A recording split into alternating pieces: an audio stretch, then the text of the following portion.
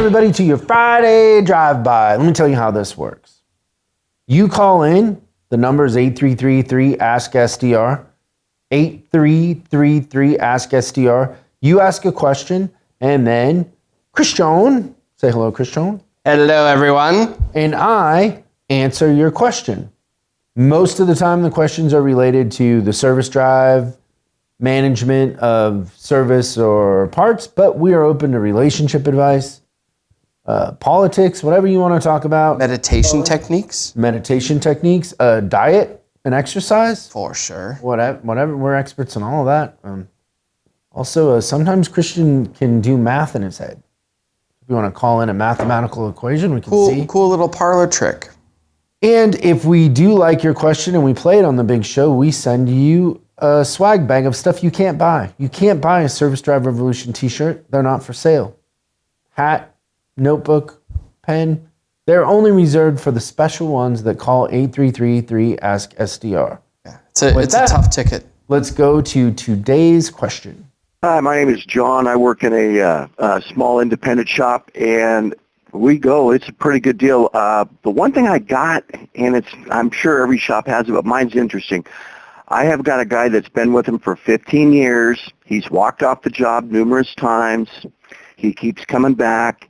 He can fix anything, but when he has a comeback, he finds every reason why to blame it on somebody else. How do I handle this to the best of my ability? Because sometimes I feel my hands are tied. And by the way, to put customers on ice, you guys are gods. That's the most awesome thing I've ever used. I use it every time I have an opportunity. Thank you, guys. I love it, John. So how do you handle a sacred cow that doesn't own his mistakes? Oh, my instinct is to tell you to make them very irrelevant. So we've set the precedent for this guy. If he doesn't like it, he can leave the job, and then we'll take him back whenever whatever the other thing that he's doing doesn't work out. Rules. This fellow needs rules.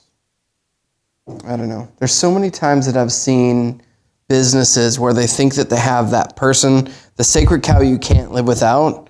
They leave, and everything gets better. So I wouldn't be afraid of the unknown, but I would probably be focusing on ways to get the power back if I was John. God's a little strong. I mean, like minor deity. God is all powerful, is that what you mean? No, that he said that this is godlike because we did the put them on ice thing. I was thinking like lower deity, like maybe not a full god. You feel like a assistant cardinal? Yeah. Yes. Rather be God than the Pope, I think. Yeah, I don't care either way. I'm just pumped that it works for him. Yeah, it doesn't matter. I don't care. We're just dudes. Man, I'm torn about this one in the sense that you could go two ways. I feel like I went the obvious way, but I'm really curious to hear you on the other ways. The first thing that you could do, and this would work, is you could just accept it. So you could say like, hey, he mostly is good.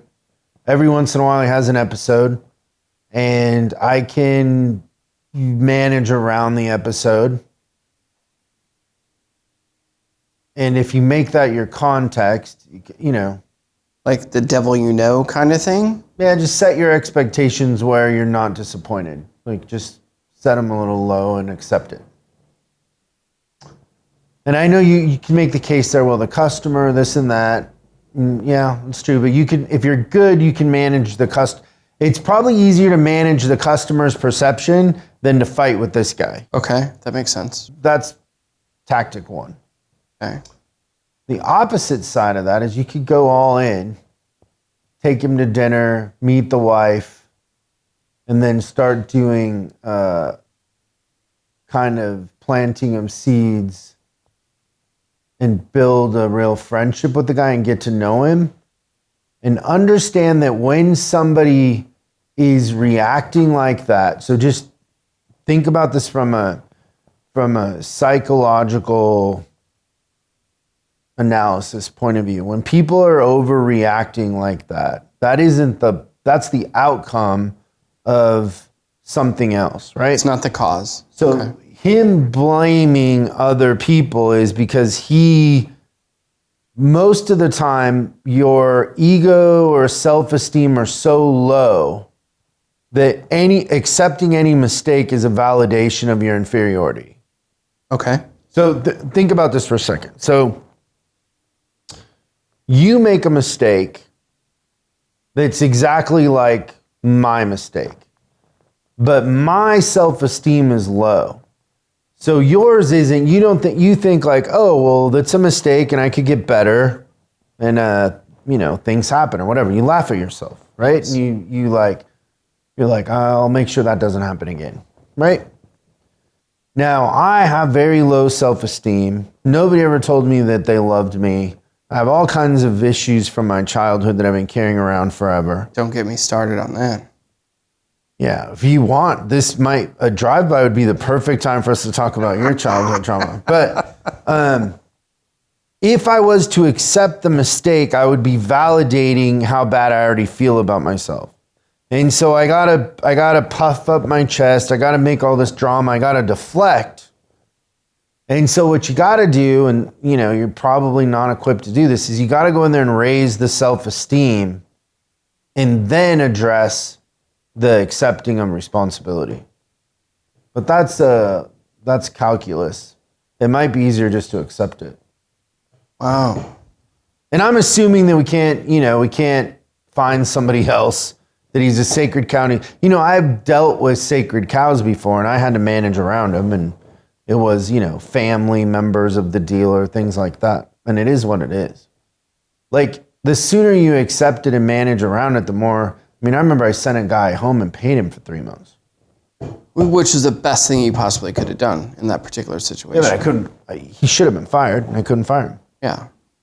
So you try to get him on your team as best as humanly possible, and if that doesn't work out, then you have to make a choice of whether that's something you want to play with or if that's something that you want to go somewhere else and try and figure it out. But I don't know. What you're going to find when you dig into their personal life and you take them to dinner with their spouse, you're going to see all of those self-esteem issues right in front of you if you're looking. Yeah. How they interact. That's such a lens into someone. I think that maybe we should it's depressing. Yeah. Take all of your people out with the spouse. You learned so much, don't you? So much work. But even those good people, I'd still want to take out to dinner. I'm saying in a normal situation, if John asked us this question, I would say, find somebody else. Yes, which is what my answer was. Now we're just saying for the fun of this exercise, that isn't an option. So now we're going to plan B. Plan B would be to then ignore it because you can't fix the guy. Now, far C is trying to fix the guy who doesn't want to be fixed. Dealing with things that you're not probably trained to do. Right. You're not a psychiatrist. Yeah. John strikes me as a man of action. He's going to figure this out. I would say ignore it. Okay.